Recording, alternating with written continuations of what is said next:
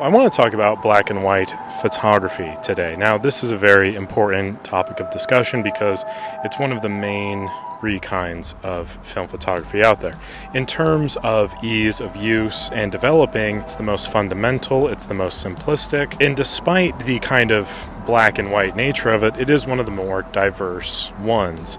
Now, with color photography, slide photography, all these things, you can see more visually the effects that different tints have, different white balances, different levels of grain structure, color rendition, all sorts of stuff. Like, that's very obvious. But with black and white, it's a little bit more nuanced. We have to begin this discussion with, of course, the fact that I'm not a very nuanced kind of guy. My expertise is more in just general shit and shit knowledge, as I like to call it, shit knowledge. Because of that, I'm not going to be able to do a great job of reciting spectral sensitivities, and I don't know those things off the top of my head. And quite frankly, I would argue that those things are very boring.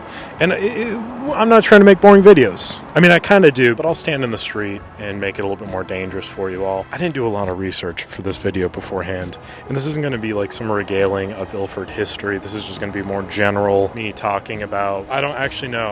I just want to talk about Ilford because I find the company to be fascinating, and I had this idea before beginning this video. Ilford, to me, reminds me of Porsche.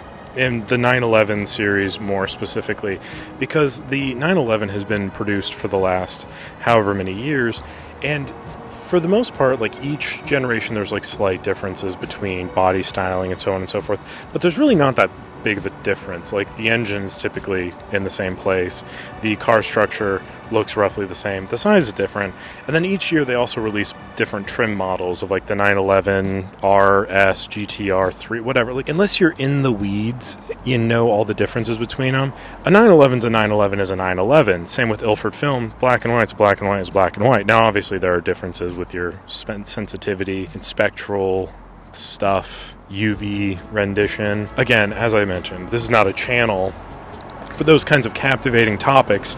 This is more just oh, LOL, black and white film. Ilford has a phenomenal lineup of black and white products, right? We have the Pan F50, which is a personal favorite of mine. It's a slow speed film, really creamy smooth. We got HP5, which is just a fantastic all-around film, great for landscapes, great for portraits, great for anything you want. Got FP4, which is a bit of a kind of adjacent to HP5. You have your Deltas, the 100 and the 400. You also have Delta 3200, which is insane to think about. It's not my car, but I'll take it. It doesn't really get much more diverse than Ilford. And if that's not good enough, they also produce Kentmere, which I don't think that we give them enough credit for. Much in the same way that I don't think people give Kodak enough credit for gold in 120, because what an absolute gift, what a treasure that is. And Kentmere I feel very similar towards because it is the highest quality, lowest cost film on the market. You have 100, 200, and 400, both in 120 and in 35mm for $5-6 a roll. Are you kidding me? In this economy, that's phenomenal. You have this echelon of pricing between their more entry-level products, their premium level products, but it still delivers the same quality. And because one of the virtues of black and white is it's black and white, there's not really huge discrepancies between all of them. Now, if you really sat down, if you really examined each individual frame, each grain, and all of the things, you could probably piece together the differences. And in fact, we probably could very easily. I think it's more important to just notice that they do have this wide range of usage. If you want something that looks a specific way, Ilford has it on stock. But I feel with the black and white films, with the Ilford films, there's more nuance to it, much as there is with the Porsches. To an average Joe, to myself and many others of my ilk that just enjoy photography for photography's sake, you look at the Ilford films and you're yeah, it's black and white, it's whatever. But if you're really in the know, if you're really dialed in, there's so much more to appreciate about all of the little nuances between each of the options on hand, and that's a beautiful thing. There's no real concern, at least in my mind, and I think this is something we take for granted, but no one's really worried about Ilford. Ilford's just been pumping out film. Everybody loves Ilford. It's not controversial.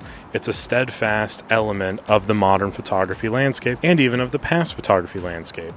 I think with Kodak, there's all this drama. Check out all the stuff that happened recently with the cute to quarterly results. Check out all the times they've been bankrupt and saved themselves, all the scandals with Polaroid. And I'm sure Ilford, as with any long-standing company, has its hands full of different scandals and things that they probably shouldn't have done but did anyways.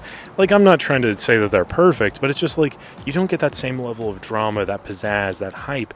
And to some degree, that's kind of nice. I think in a world in which we live in that is being constantly balanced between film not being economically viable and the onset of like digital film simulations, the cost increase of both the cameras, the film processing, the development, it's nice to have something that's just like, this is what it's going to be. It's going to be affordable. It's going to be good. It gives me a little sense of hope that, you know, at the very end of the day, when the bombs drop and it's just the cockroaches and the Argus C3s that are left, I'll still be able to find like some Ilford HP5 and, you know, be able to develop it in some abandoned back alley down in LA if I find the right chemicals and stuff. You know what I mean? Like, that's just a nice feeling to have. I believe that the apocalypse will be filmed on Ilford film because I feel like it's just going to last that long. I made like 2 of these videos now where I've shot Ilford film from like the 60s, and I shot Ilford HP4, not FP4, HP4, and I shot it at like 25 ASA or something like that, but it turned out okay. That's pretty impressive. I shot the really vintage FP4, and the packaging of that looks amazing. And the film itself like has this really spooky, eerie look to it. I can't wait to shoot more of that. The fact that it came out at all I think is impressive, but like beyond that, it adds this nice atmospheric thing. But there's one picture in particular that I just kind of like. And I'm not asking you to like it. I just want to more or less explain that this is a picture I took going on 4 years ago. And it sat with me in my mind because it's so atmospheric and because it's so vivid, and I'm still thinking about it. And it's this image here I'll put over me. I shot this on Pan F50 film. There's just something about it. Like, it's not the best picture of all time. I'm not pretending that it is, but it's a very good picture in my mind. I'm happy with it, and I think about it often. Like, I'm proud of it. That's all it is. I'm just proud of it.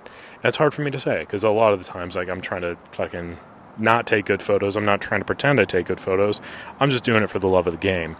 But with this, I genuinely enjoy it. And I feel like it was only accessible through the vein of Pan F. And that has kind of created this relationship I have with the Ilford film stocks in general, where I feel like it has elevated my sense of appreciation for the minor details. Even if I don't know the spectral information and all of the other very important things, I might learn that one day. But one day, maybe I will, and that will be a good day, and I'll make another video about it, because I do like talking about Ilford. It's not exciting, it's not dramatic, it's just very steadfast, simple, easy, straightforward, black and white, and I love it for that. There's still a wide range of different options out there for you to enjoy if you want a particular look. In black and white, they have you covered, and I think that's a wonderful thing. Some backfiring there? Jesus. And not to mention the fact that they are trying to make like color film work. And I'm not talking about the Ilfo color retro tones. That's not Ilford. And I think whoever greenlit that should, you know, have a hard time sleeping at night. That's all. Nothing bad. I don't wish ill on people. I just hope that you toss and turn a little bit extra. You know what I mean? Like, I hope you have a hard time getting comfortable. Eventually, I hope you do. And I hope you get a good night's sleep. But I hope for like a good, like, I want to say 12 minutes, you're just kind of doing one of these, like, can't quite get comfortable. I hope that's what happens to you. Ilford film as a whole, black and white stuff, can't complain about, really can't. It's phenomenal. What more do you want to hear me say? Probably a lot more, because I don't talk about them hardly ever. 3/4 through the year resolution that I would like to make unto you, the viewer. I like to talk about Ilford more. I'd like to shoot Ilford more. I have another roll of like Pan F film that I got from Goodwill down in Florence, Oregon, for like $2. Might be revisiting that in a future walk. Stay tuned for that. But until then, thank you so much for watching. Appreciate it as always. Like this video if you enjoyed it. Subscribe to the channel. Also check out my other channel. I appreciate that very much. Let me know in the comments down below what you think of Ilford. Go buy some of their film. Go support them. All that good stuff. That'd be cool. Thank you again, and I'll catch you on the next one.